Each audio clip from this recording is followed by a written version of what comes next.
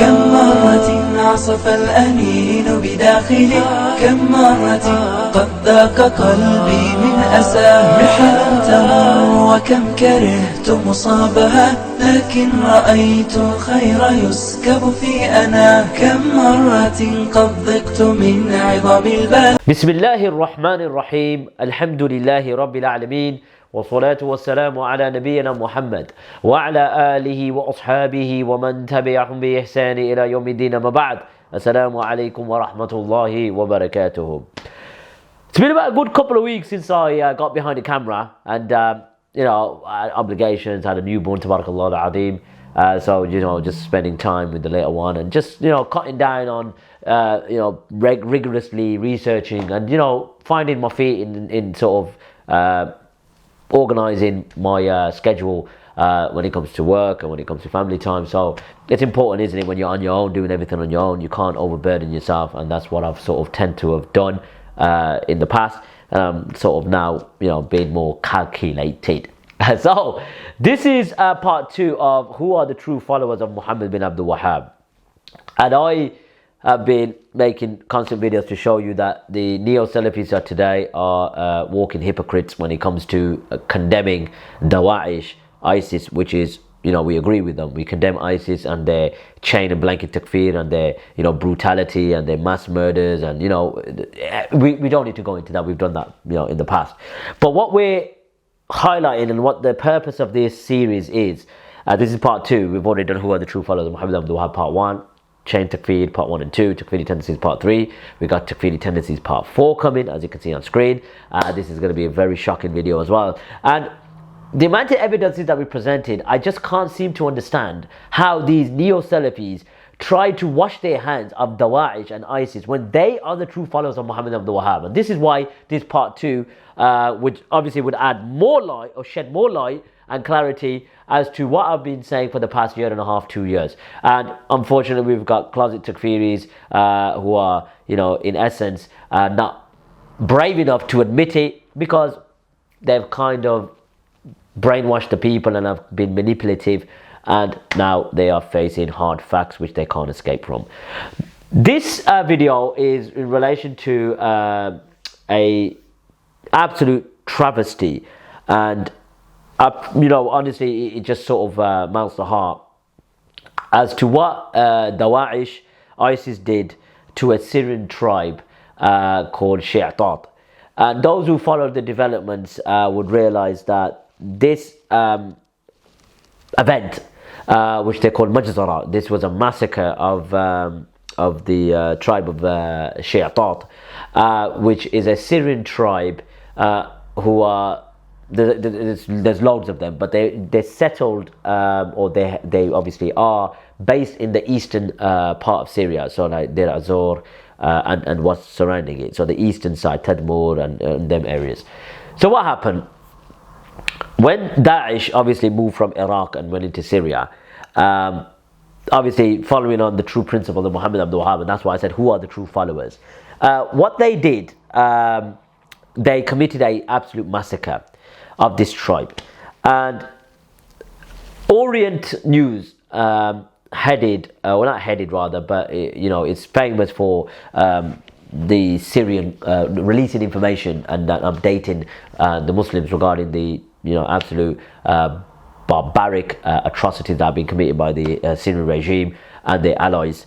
And they obviously are well connected on the ground, so they get the information direct. It's not third-party sources. We're not relying on the manipulative narratives that we hear from certain Western sources. These are direct on the ground. So Shi'atat were massacred, and they said there was a massacre up to about 600 to 1,000 people who they massacred. Now, what was their justification in massacring basically the tribe, or the men of the tribe of Shi'atat? Also, to add as well, what we're going to show you at the end of the video is, once we present the story, to show you, okay, look, this is what happened to the tribe of Shi'atat.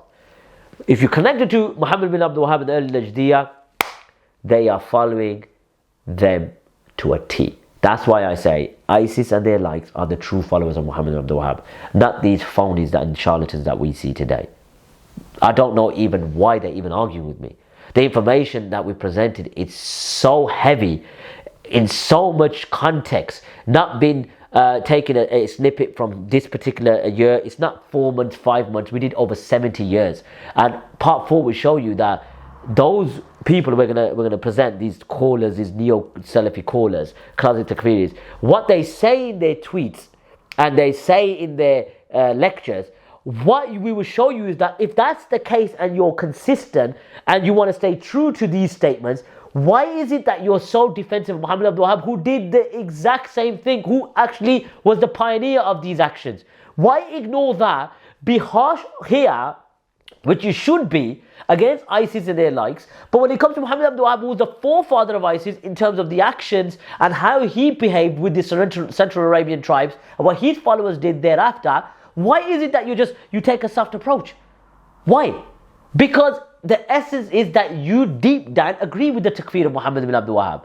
And if you label them extremists, radicals or whatever, why ain't Muhammad ibn Abdul Wahab an extremist and a radical and his followers are from the early Najdiyyah? So as you can see, we've got Musa al-Umar. We're going to play snippets from this clip. And he says, Al-Shi'atat al-Qissa Kamila. That the Al-Shi'atat, the tribe of Shi'atat, the true complete story, what actually happened. So we're going to get to that in a second. But what I'm going to show you is basically, it's 11 minutes, but I'm going to show you main parts of this clip. You could go back and watch the main clip. As I said, I'm all on my own. I ain't going to be translating minute for minute because it takes me ages and I can't be asked. Being on my own, I can't be asked. So what I'll do is I'll play and I'll translate the main bits. What the purpose of this video is to show you, when I'm going to present the events from Tariq al-Najd and Iman al-Majd regarding how the Arabian tribes were dealt with by Muhammad Abdul Wahab and Najdiyyah in terms of the massacres, about the accusations, etc. You will see that they are the true followers of Muhammad Abdul Wahab, and all we got is these plastic Najdis, or most of them trying to be big bad Najdis. But Takfeeri Tendencies part 4 will cover that. So have a listen to Musa al-Umar. عندما نتحدث عن الشيعطات هذه العشيرة نتحدث يا ناس مش عن 1500 نتحدث عن 100,000 إنسان في الشرقية أو في الدير وما حولها. So he starts off by saying, obviously, when speaking about the tribe of Shi'atat, he's saying it's not just 1,500 men or so. We're talking about hundreds of thousands of those men from the tribe of Shi'atat who live in Deir Zor and the surrounding areas. So he's trying to show you that look how big this tribe is, and the accusations of Daesh against them to the point that they slaughtered over 1,000 people will show you that this is the blanket and chain takfir in terms of, especially in that particular area, and they basically slaughtered them with impunity based on the accusations. Now, but look at the point that Musa al-Umar raises. Have a listen. تخلى عنهم عشائر وقبائل وائتلاف ومجالس عسكرية. اجت جزء مهم او جزء منها قاتلت الدولة الإسلامية، ما أدى لفتك الأخيرة بأبنائها ورجالها. الآن هم في حال الله يكون بعونهم. طبعا في كل عشيرة في سوريا هناك مؤيدون وهناك معارضون للنظام، شيء طبيعي عادي، من أبناء الملة الواحدة ذلك والطائفة الواحدة مؤيدون. يعني عندنا مثلا سنة مؤيدين للنظام أكثر من العلويين. يعني هذا رد عن من يقول ويزاود بيقول لك الشيعطات مع النظام، وهذا كذب. بكل الأحوال لابد من تأصيل المسألة والعودة شوي قليلا لأصل القصة والحكاية. Now, what Musa al-Umar presented is a very fair and balanced, point. He says, look, that amongst this tribe, which are hundreds of thousands, it's not just 1,500 people, it's hundreds of thousands of people. And amongst this tribe, they fought against Daesh. They fought against Daesh. Now remember Muhammad ibn Abdul Wahab, if you fight against them or if you insult them, the people of Tawheed, you are murtad. Do you remember that? So we're going to show that at the end as well. That this tribe fought Daesh. Now, what Musa al-Umar is arguing, obviously briefly, he's saying, look, in every Syrian tribe, you will find those who support the regime, Sunnis obviously, supporting the regime, and you find those who are against the Syrian regime. This is normal. This is normal. And he also argues that, look, you will also find more Sunnis supporting the regime than not supporting the regime. This is the point. So when he argues that those who accuse the tribe of Shi'atat, which is over 100,000 people in Deir Zor and elsewhere, this is lies. This is fabrications.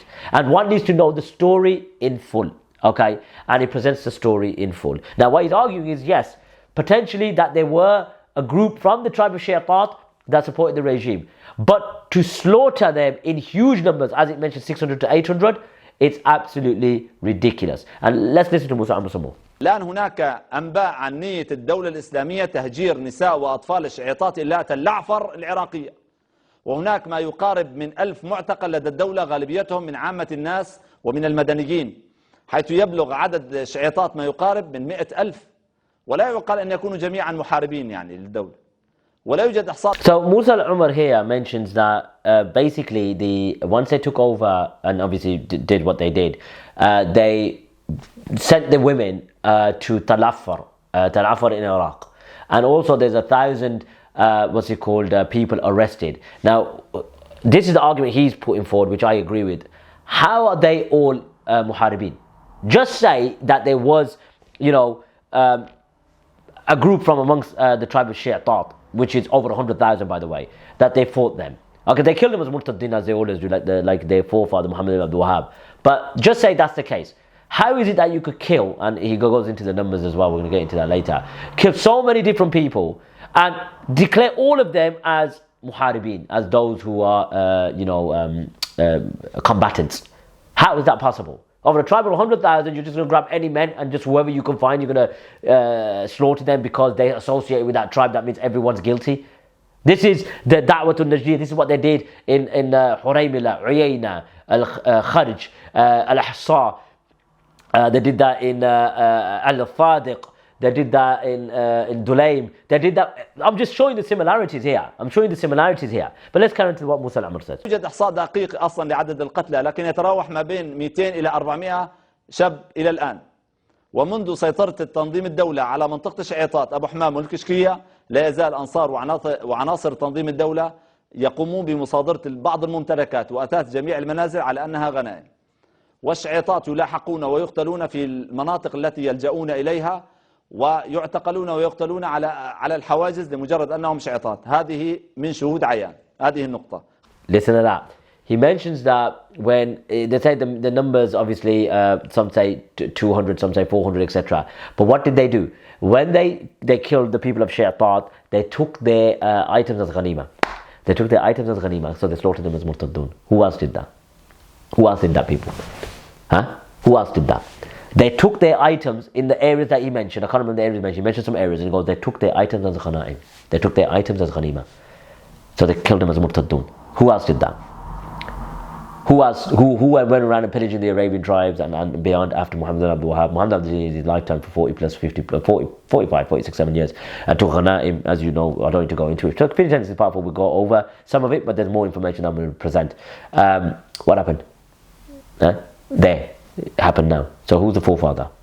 Let's carry on. خلصنا هالنقطة. يبدو أنه الحكم عليهم من قبل الدولة أصبح حكم طائفة كما ذكر. يعاملونهم كما بني قريظة مع أنهم مسلمون. فأصدروا بيان مثل هذه، فإما تثقفنهم في الحرب فشرد بهم من خلفهم لعلهم يذكرون، مش من خلفهم، من خلفهم لعلهم يذكرون. وبثوا صور، هذه الصور التي تشانها. طيب يا أخي أنتم بتقولوا هذه الآية، طيب يا أخي وينكم من قوله. Okay, and then Musa al-Umar concludes by saying that when they dealt with them, they dealt with them like Bani Qurayza, the way Bani Qurayza were dealt with, in that sense. And he goes, look, they're Muslims, and then they present the verse of Allah subhanahu wa ta'ala that said that, I can't remember the verse, what did he use the verse? Again, that basically punished them and those that are behind them, or kama qal. I think that's the verse he mentioned, but there's so much to remember. Now this is what happened to the tribe of Shaytat. What I'm going to play now is some sort of survivors who survived the Majzara, the massacre, and they explain obviously the numbers that were killed and how many people are missing as well. So have a listen. عبد الرزاق فرج الخضر من عشيرة الشعيطات. طبعا نستذكر أو ذكر مجزرة عشيرة الشعيطات، بالحقيقة هذه راح ضحيتها الآلاف، ولا يزال العدد كبير المفقودين. طبعا مفقودين من العشيرة مصيرهم لحتى الآن مجهول. نطالب من مجلس الأمن أو محكمة دولية أو نناشد أي شيء عالمي التحقق من هذا الموضوع وفتح تحقيق به. So this person here, I think his name was. Oh, sorry, I've just played the clip again. He mentions his name was Abdul Razak, I think, and he mentions that he's going to mention the massacre of the tribe of Shi'at, and then he also says that thousands obviously were perished, meaning they were killed, and many more are missing, meaning that they don't know where they are. Obviously, they're mafqood, they're missing, and this is what actually happened. They slaughtered many. No one knows the exact numbers. As Musa Umar said that, so I forgot to mention, he said that we don't know the ahsas daqiq, like we don't know the exact figures of how many people were killed and how many people were missing, because that's how many people there were. You're talking about a tribe of Miyat Alf. We're talking about a tribe of 100,000 people. We're not talking about Alf or Miyatain. Or Alf wa Khamsamiya, 1,500 people, or 12, we're talking about a huge number of people, and this is what they did. This is what they did to the tribe of Shi'at. Now, and again, I'm not saying that they weren't members of the tribe of Shi'at that sort of were supported the regime, but like Musa al-Umar said, that amongst various tribes in Syria, some support the regime, some don't. But that does not mean that the whole tribe now are murtaddun, and this is exactly what Muhammad Abdul Wahab did. Where's the proof for this? I will read. So here we got Tariq al-Najd, and he mentions that two tribes, came to embrace Islam. Now, they were 1,000 years into Islam anyway, so they just become murtaddun all of a sudden. Muhammad Abdul Wahab declared all the Arabian tribes upon shirk, and when he meant that, he meant they were mushrikun, and those who aided those who against. Go on and on. And you could go back to my video, Takfeeri Tendencies Part 3, go check that out, all the information is on there. So he mentioned that two tribes basically came to Rabi' bin Zayd, وَطَلَبُوا مِنْهُ الدُّخُولِ فِي الْإِسْلام. They wanted to enter into Islam, and he gave them a covenant, and they accepted from him. And then a delegation came, or a group of delegation came to Sheikh Muhammad Ibn Abdul Wahab, and to Amir Abdul Aziz, and to the son-in-law of Muhammad Ibn Abdul Wahab, and they explained what happened, and he said the Sheikh basically praised Allah subhanahu wa ta'ala and honored the delegation and sent with them Abdullah bin Fadil to teach them the Tawheed and Al-Ahkam. So obviously they went there to teach them the Tawheed and Al-Ahkam. So they stayed وَبَكُوا عَلَى ذَلِكَ 6 أشهر. They stayed upon Islam for 6 months. What happened? ثُمَّ ارْتَدُّوا عَنِ الدِّينِ.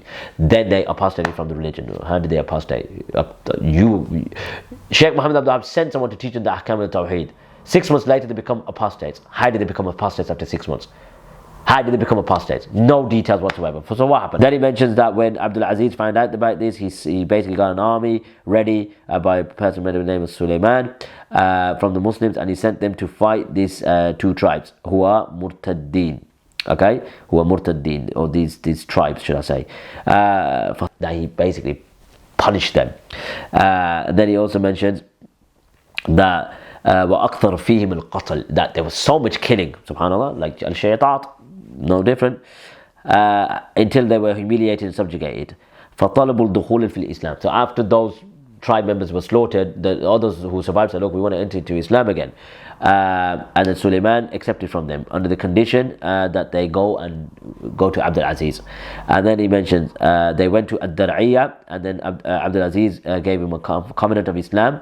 وَإِشْتَرَتْ عَلَيْهِمْ, that he gave him a condition. And what was his condition? That they needed to pay 3,000 riyals up front, like that.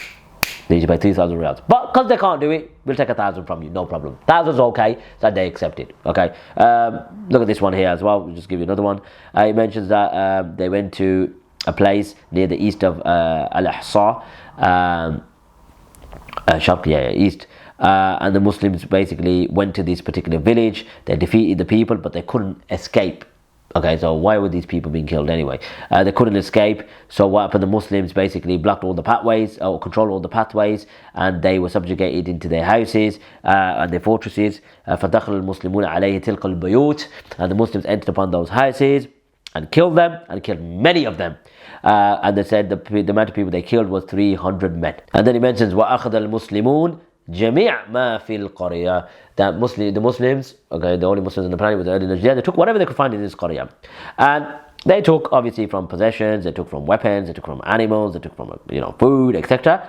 وَكَانَ شَيْئًا كَثِيرًا. There was so much stuff that they couldn't even count it. You see the similarities between Dawa'ish, ISIS, and the actions of Muhammad bin Abdul Wahab and the early Najdiyyah, you see the similarities, how they dealt with the Arabian tribes and how they accused them of X, Y, and Z and slaughtered them. And you see what Dawa'ish did with the tribe of Ash-Shayatat and how they slaughtered them and they took their stuff on their wadas, ghanaim, etc. You see, when I presented the premise that the true followers, the spiritual forefather who follow Muhammad bin Abdul Wahab, the true followers of Muhammad bin Abdul Wahab, as this is called, who are the true followers of Muhammad bin Abdul Wahab, are Dawa'ish, ISIS and their lights. The amount of information I presented in this video, this is part 2 of who the true followers of Muhammad bin Abdul Wahab, who are the true followers of Muhammad bin Abdul Wahab, part 2. I've done part 1 already, and Takfeeri Tendencies is part 4, as you can see on screen. That's coming as well, to show you how most of these people on that list, if not all of them, one or two are more vocal than others. They're the big bad Najdiyyahs, you see, but they're really plastic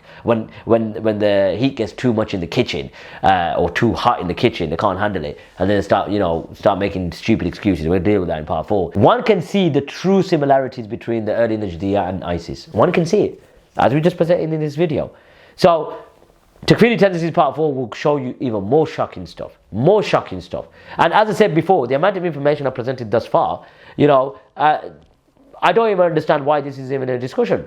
If you want to call the Takfiriyun and their likes today as extremists and radicals, why is Muhammad bin Abdul Wahab left alone? And the early Najdiyyah, they are the true epitome of extremism and radicalism. But yet, you know what? We don't want to call them, because we are big bad Najdis. But like I said, when the heat got too much in the kitchen, certain of them become plastic Najdis. So wait till part 4. It's going to open a lot of eyes, shocking information, and this is what they didn't want their sheep to know. But like I said, they're closet Takfiris. They're not brave enough as their Takfiri brethren who just, tell you as it is. Like, we are the true followers of Muhammad bin Abdul Wahab, and they're proud of it. And, to a certain extent, I say to them, you know what? You're slapping them in their faces. These Abdurrahman Hassans, these Ibn Hussein, Shimrani and Dawamans and Shamsis and all of them who think they're following the Dawah of Muhammad bin Abdul Wahab, the Najdiyyah, mate. No, mate. That's Takfiriyun are the true followers, mate. You guys are just utter fraudsters and charlatans. And you're following this heretical third wave Najdiyyah, as Yasir Qadhi likes to say. I know you don't like Yasir Qadhi, and I said I've got my disagreements with him, but when he speaks the truth, he speaks the truth. This is truth. This is third wave Najdiyyah. Watered down, diluted. If Muhammad bin Abdul Wahab was here, like I said before, mate, he'd be the one that's be in the ranks of ISIS right now. Fact. And you guys know it, and I know it. So until the next video, wa sallallahu ala nabiyyina Muhammad. كم مرة عصف الأنين بداخلي، كم مرة قد ذاق قلبي من أساه محن تمر، وكم كرهت مصابها لكن رأيت الخير يسكب في أنا، كم مرة قد ضقت من عظم البلاء، بشر وشيطان يحاصرني أباه، كم مرة قد أظلم الدرب ضحى وتحدر الدمع وضاقت بي رؤى، كم مرة عصف الأنين بداخلي، كم مرة قد ذاق قلبي من أساه محن تمر، وكم كرهت